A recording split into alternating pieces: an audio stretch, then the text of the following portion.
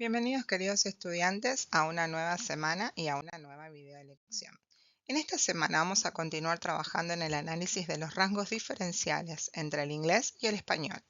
Vamos a detenernos en una diferencia entre lenguas que se da en el plano lingüístico, más concretamente en el uso de un signo de puntuación doble y de un elemento paratextual, el uso en español de las comillas y la cursiva. Los signos ortográficos son todas aquellas marcas gráficas que, no siendo letras ni números, se emplean en los textos escritos para contribuir a su correcta lectura e interpretación.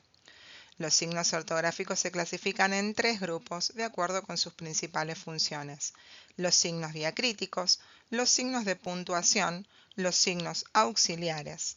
Es dentro del grupo B, los signos de puntuación, que encontraremos a las comillas.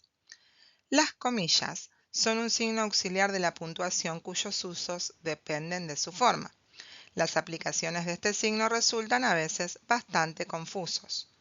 Hay diferentes clases de comillas. Existen tres tipos: las comillas latinas o españolas, las comillas inglesas y las comillas simples. En el apunte van a poder ver detalladamente cuáles son las diferentes formas que tienen para insertar en el texto cada tipo de comilla, ya que muchos teclados no las traen. Las comillas son un signo ortográfico doble, es decir, se abren y se cierran. Están las de apertura y las de cierre. Todos los tipos de comillas se escriben pegadas al primer y al último carácter del periodo que enmarcan. Y además van separadas por un espacio de los elementos que no forman parte del periodo enmarcado, a menos que esta comilla de cierre vaya seguida de un signo de puntuación. Se recomienda utilizar en primera instancia las comillas angulares, reservando los otros tipos para cuando deban entrecomillarse partes de un texto que ya está entrecomillado. Entonces el orden va a ser, en primer lugar, las latinas, en segundo lugar las inglesas y en tercer lugar las simples. La utilización de las comillas inglesas en lugar de las latinas o las españolas debe considerarse un error ortográfico.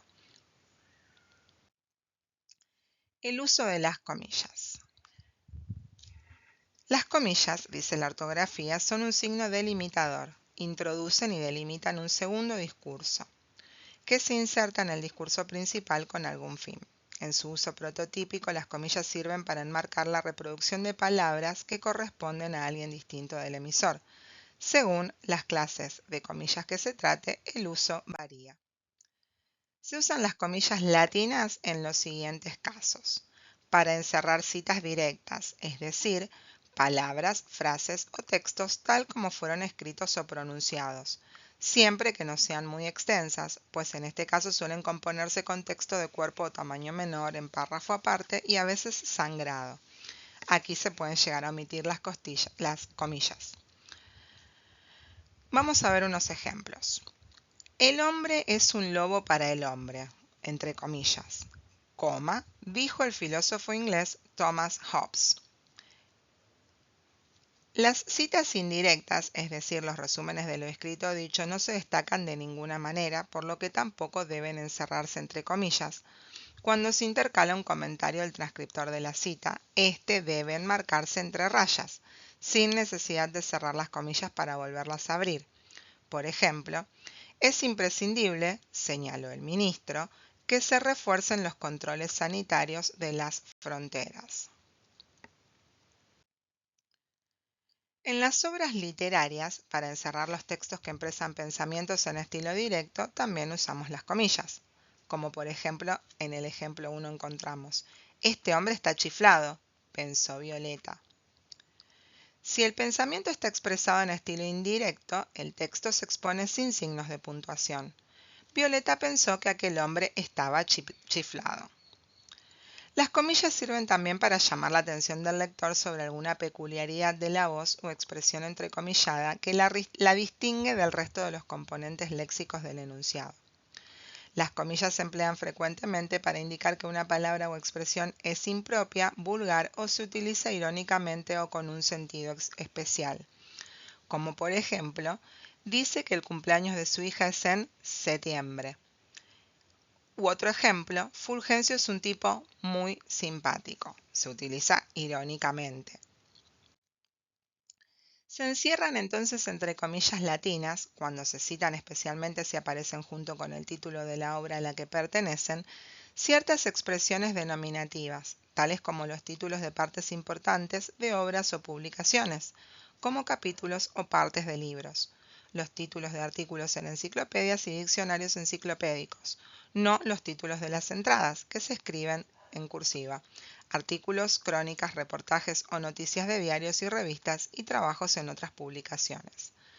Por ejemplo, en el artículo La crítica al cubo de Fernando Savater, ahí verán que tienen entrecomillado el título.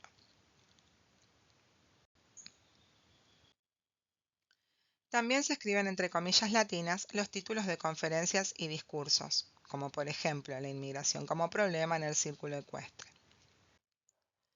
Cuando se citan dentro de un texto se emplean las comillas para delimitar los títulos de leyes, programas, planes, proyectos, asignaturas, cursos, etc., que por su excesiva longitud solo llevan escrita con mayúscula la primera palabra, como pueden ver en los siguientes ejemplos.